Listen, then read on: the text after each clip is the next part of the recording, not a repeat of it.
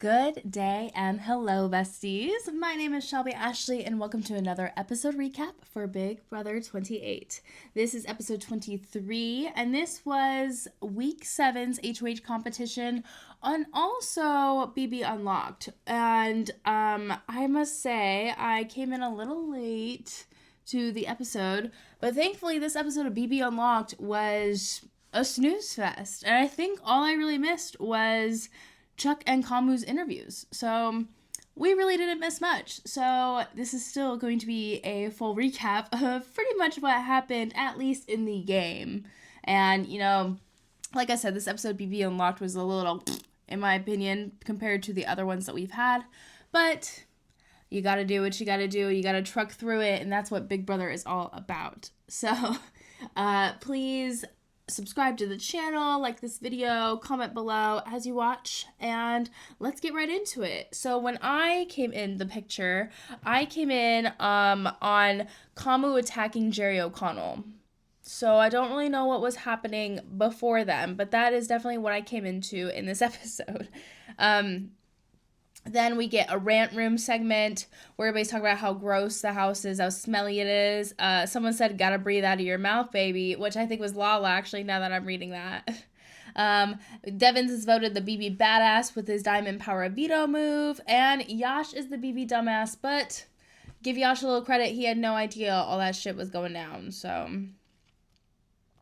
we get a cute family visit for Dee, and there's lots of love for my family and friends in it. You can just tell, you see what she misses, you know what I mean? It's very, homey around them, and I got a very, nice, warm home vibes when I saw her segment.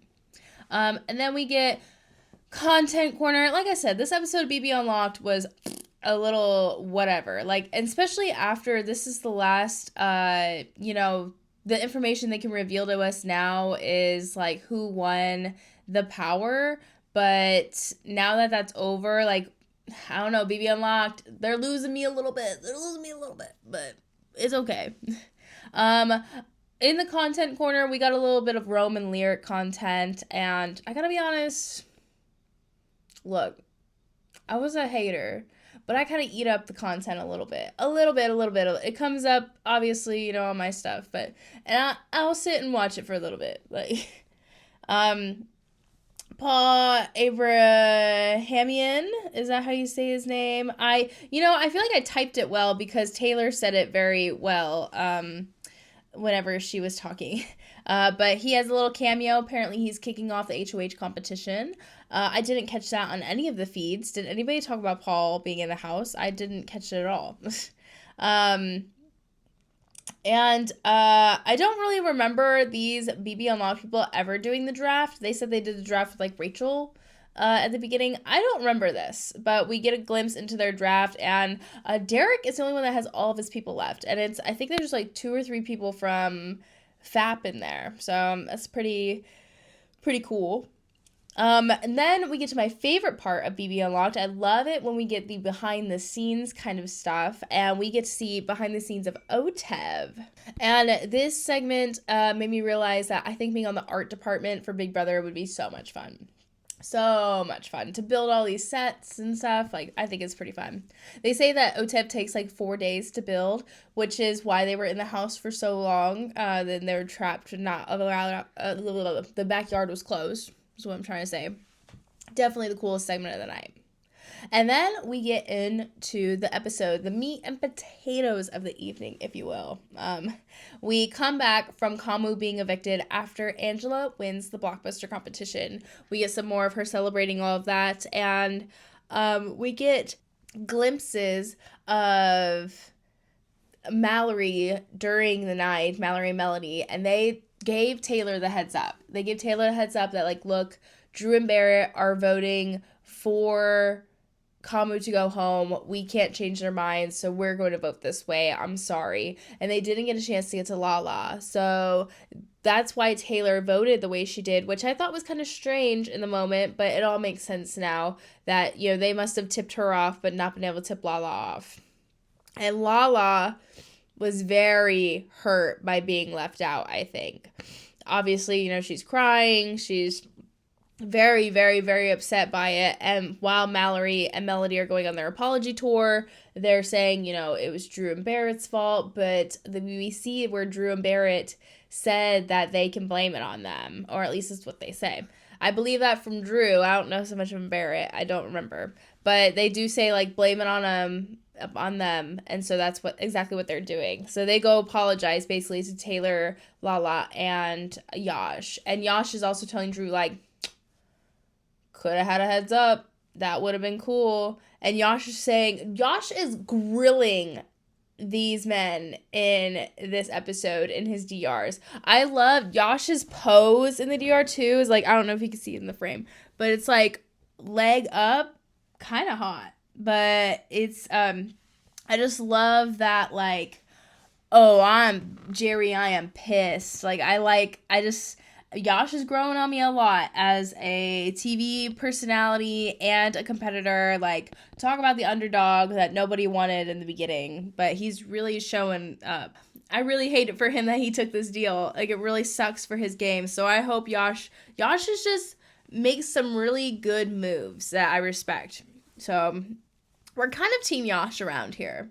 But Yash is saying that Drew has no spine. He's blinded by fanboyism, and whatever Daddy Devin says, baby Drew will do. He also tells, like, Melody and Mallory about the handyman. He's spilling all of these secrets that he has because he's saying that Drew is spineless. He said Abraham Lincoln would be ashamed, Martin Luther King. He said none of these people would look at what you did and think it was honorable. Oh my gosh, she's just grilling this guy. So Yash, like, I feel like Yash's, like, goal in the game now, besides, like, getting the icons out, is to fuck up Drew and Barrett's game as much as possible. Lala and Taylor talk about how Drew and Barrett been working with the icons, and it's because of them that they didn't have the votes to keep Kamu, and everybody is super fired up going into this HOH competition. We get a doorbell, ding dong, in the house, and Paul enters the house for the HOH competition. They all travel to August 23rd, 1851. And someone said BC, but I don't know if BC was in the actual date, but I wrote BC down. Still, very early times. Viking times, I think is what they said. This is the balance beam competition, and in this competition, they have to go across this obstacle on a balance beam and press various buttons, and they have to press all their buttons and then go back to the beginning of the balance beam course, and then the person who does it the fastest wins. And then we get a Devins DR, and Devins is saying something along the lines of he needs to win this HOH competition. One of the icons needs to win it because he just did this Diamond Power Veto move and got out Kamu. And then we get, like, a Kamu voiceover saying, like, 2 coconut emojis, and I just thought that was a funny editing thing. Haley is first in the competition, and she does it in 1 minute, so she is the time to beat. Angela's next. She falls down. She didn't beat it. Drew is next, and he beats Haley, but just by a little bit, so he's, like, just right under a minute. Lala ends up tripping and doesn't beat Drew's time. Taylor is next, and she screams before she goes, and Lala's like, that's a battle cry. And she is very close, but does not beat Drew. Dee is next, and she is literally zooming down these things, and she ends up beating Drew by, like, 9 seconds. So now she is the time to beat. Mallory is next, and she does not beat Dee. And Mallory mentioned in the house, I don't think it's a spoiler because it pertains to this, but she says that she could have won, but she went a little slower at the end. I don't really buy that, based off what we saw in the edit of the show, but, who am I? Next, we have Devins, and Devins is kind of killing it, honestly, but then he falls off. Barrett, also, like, in this, I didn't realize Barrett did this. Barrett basically did what Mallory says that she thought she did, and he really could have beat Dee, but he slowed down while after he was pretty much killing this competition and just gives it to Dee, which is so stupid. I don't know why these people still throw competitions. This is week 7. Like, what are we doing? There's no longer sleepy time. It's not sleep till jury. Like that just not is not how it works anymore. So last but not least, we have Melody, and Melody does not beat D. So D ends up being the next HOH. D says that she is coming for everybody who says her name, who said her name last week with a big smile on her face. And Taylor says this is her worst case scenario. Yash says he is beyond cooked with D winning, and he's also having regrets about not taking the bribe whenever it was offered to him, because I think, wasn't it that she just offered him like the 5K for her to not go on the block or something kind of like that. So, he's kind of feeling a little remorse from that. But Drew is feeling good about D winning, and so does Melody. And Devins also is stoked, and he says there's a chance to like solidify the mosh pit and then get somebody out on the other side. And Dee says that she wants to put Lala up because when she was HOH, she's pretty sure her and Taylor started talking about targeting the icons, and she really wants to backdoor Yash, but she also doesn't really think that's a great idea, so because she doesn't want to put Haley up, she wants to gain some favor with Haley. So it's looking like the nominations are something like Lala, Taylor, and Yash.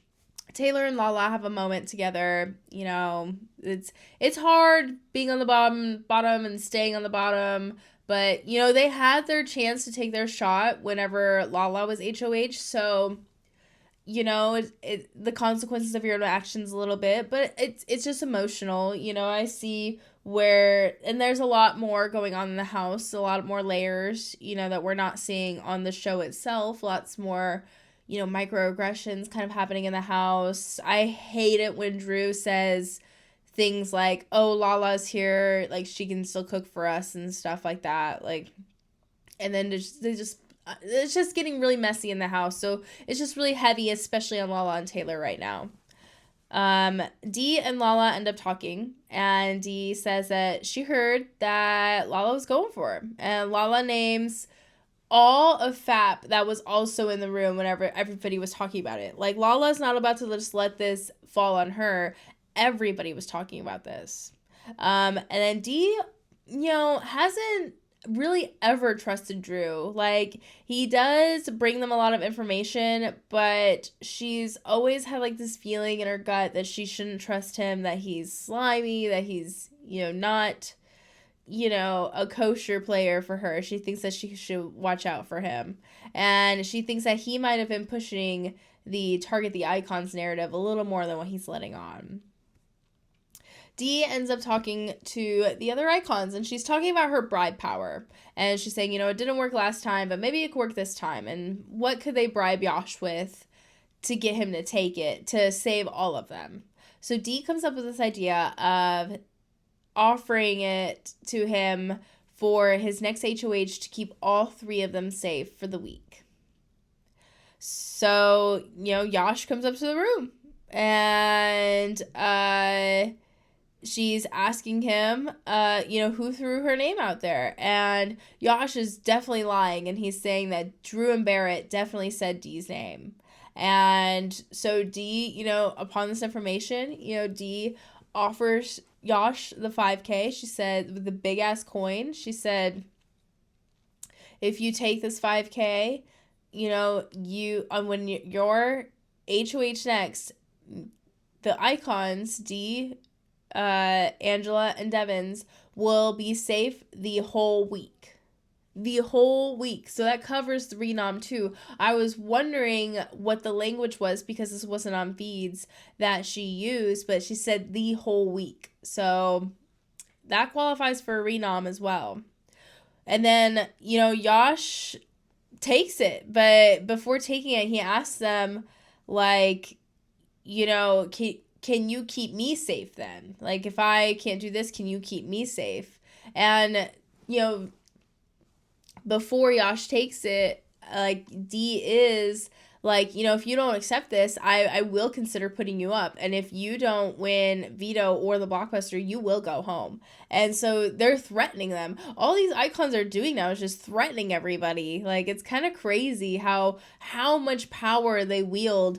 And even, like, until this bribe expires, like, it's just they hold so many strings for all these puppets. Like, it's crazy.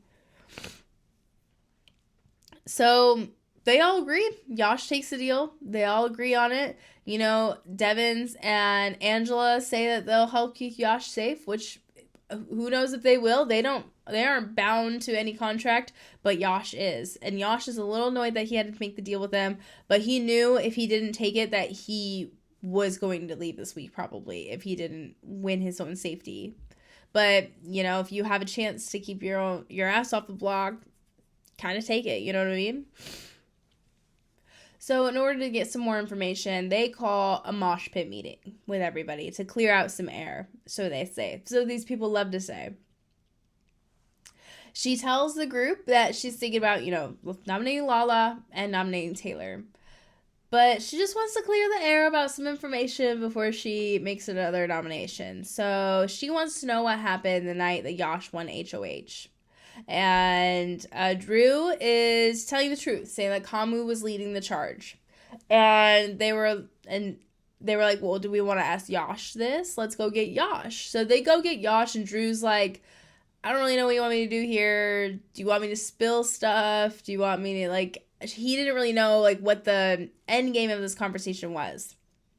So Drew is telling the truth, saying that Kamu led the charge, but Yash is lying. He's like, no, Drew did it. Like, Drew said it. Like, Yash is straight up, again, like, his whole thing now is fucking up Drew and Barrett's games. So Drew fumbles in this conversation and is looking super sketchy because he didn't want to out all of his alliances because he didn't really know, like, what he was allowed to say and not say. So it didn't go very well for Drew at all. But something that does go well for Drew is he wins the BB time capsule. And he gets the Never Not Pass. So I guess that didn't go well for him really either. But, you know, whatever. I would have liked to see the red leotard. I would have really liked to see any type of actual power get into his hands. But whatever. I think the confidence boost of America liking you is pretty good at least. He tells Dee about his power pretty much immediately. And he also apologizes to her for being pretty sus in that conversation. He points out, like, everyone who America has voted for has been on the same side. So that should help, you know, show that he is part of their team. And he's also says that, you know, he fumbled in the conversation. He isn't very good at confrontation.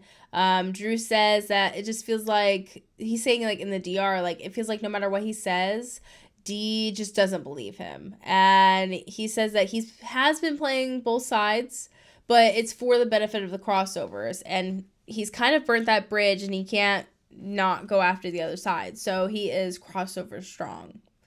Dee talks to Barrett about how Barrett feels if Drew went on the block. And Barrett is kind of standing up for Drew a bit. He's saying it's not really sitting well with him if Drew went up instead of Yash. But he only pushes back a little bit, and Dee is still considering it. I think that they probably scraped together every bit of footage of Barrett actually sticking up for Drew this week, because after seeing his HOH performance, I think Barrett almost deserves to lose Drew, because that's just so fucked. Like, I just need him to have some bad consequences for his actions, because he's a very, very, very inactive player that has slight relationships with people, but he is Dee's lapdog. And you know what? If that's what you're gonna do, Barrett, I hope you leave fourth and all the icons make it to the end. So then we get to the nominations. Dee ends up nominating Lala, Taylor, and Drew for eviction. She says that she was trying to figure out who said to put Dee up. And she's like, if you want to talk about it privately, cool. If you want to talk about it publicly, cool. And Taylor's like, yeah, I want to know who said I said to put Dee up. Who said I said Dee's name? And then Lala and Taylor, you know, like, no one says anything. I think Lala says something along the lines of, like, I want to know too. And then, you know, Taylor asked Drew pretty much up front, like, who said I said Dee's name? Did you say that? And then, he's trying to defend himself. He's like, no, you said that whenever you got out of the shower. And then Taylor starts, raising her voice a little bit. She gets out of her chair. She starts just going off. And then we get the cliffhanger of the remainder of this nomination ceremony will be seen on Wednesday's episode. Yeah, it's another messy nomination ceremony. The announcer guy is probably, he said himself, he's like, here we go again, or whatever. Whatever though, fill all of these ceremonies up with arguments and fights and stuff, because that Wednesday episode's an hour and a half. So I would love anything that fills that up. That's not some silly little compilation of smelly stuff. You know what I'm saying? So we do have on the feeds, we do have some veto results. So if you don't want to know about that, feel free to click out of here. But before you do, you can follow me everywhere at Shelby Ashley, where that first E is a 3. I will be back on Wednesday to talk about everything that happens on Wednesday night's episode, and that will gear us up for the 1000th episode of Big Brother this Thursday. So I'm excited to see what they have planned for that. If you want to know a little bit what's going on in the live feeds, stick around. But if not, thank you so much for watching. So, live feed wise, we do have a veto winner, and it is Lala. So, Lala has won the power of veto, and my girl Lala, she's kicking ass and taking names. So that means that remaining on the block will be Drew and Taylor, because Lala will use the veto on herself. And it's looking like the replacement nominee is probably going to be Mallory. And Mallory's in a lot of trouble if she's on that block at the end of the week so far. So hopefully, if Mallory does end up on the block, that she does get the W on that, because I don't know, I don't want Taylor, Mallory, or Drew to leave. That's going to be a rough one. But I'm excited to see the campaigning that will happen from them. I know Taylor's going to work her ass off. I know all of them are going to work their asses off. So, but, Dee and Devins just kind of don't really trust Melanie and Mallory, and they think that Mallory would put them up. That is correct. Mallory would put them up. I think that if Melody or Mallory won power, that the icons are toast. And I'm interested to see what Yash has to say, like what angle Yash plays in all this, because Yash cannot, unless, he either needs to win HOH next to just flush this whole thing, or he needs to get Dee out of there. And he can't be the one to get Dee out of there. So he needs people to help him get Dee out of there. So he needs to campaign for that. So I'm interested to see how Yash moves with all of that. I can't keep up with who is actually rocking with who. I haven't really been super watching the feeds. I've been keeping up on Twitter for the most part. So I think I'm excited to get a little more invested as the week goes on and see what all happens, because man, we are still pre-jury. It's kind of crazy. I'm so glad of the boot order so far. I could have kept a person or two, I guess, but I feel like we don't really have any duds right now. Everybody's a very important player in the game. Even Lala just, people are underestimating her, but she is a competitor now. So I'm just here for it to see what happens, and we will talk about everything that happens for the rest of the week on Big Brother. I will be back Wednesday for the veto. I feel like none of this outro is making any sense, so I'm just gonna go. See you later. I'll be back Wednesday. Bye-bye.